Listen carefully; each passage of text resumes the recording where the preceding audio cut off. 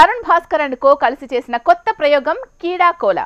Youthful concept తో realistic movies తీసే తరుణ్ ఈసారి కాస్త ఫ్రీడమ్ తీసుకున్నాడు. కామెడీ కోసం కాస్త డ్రామా పెంచేశాడు. ఇంతా చేస్తే బాక్స్ ఆఫీస్ షేక్ అయిందా? ఫిలిం టీమ్ కి షాక్ తగిలిందా? Take a look. Brahmanandam, Tarun Bhaskar, Chaitanya Rao and co కలిసి చేసిన movie Keedaa Cola. Complete crime కామెడీగా వచ్చిన ఈ సినిమా వైల్డ్ వైడ్ గా బాక్స్ ఆఫీస్ మీద దాడి చేసింది. తన రూట్ మార్చి తరుణ్ తీసిన ఈ ప్రయోగం ఈ వారం హాట్ ఫేవరెట్ గా వచ్చింది. వరదరాజు తన మనవడు వాసు ఇద్దరు ఫ్రెండ్ తో కలిసి కోట్లు కొట్టేసే స్కెచ్ వేస్తారు.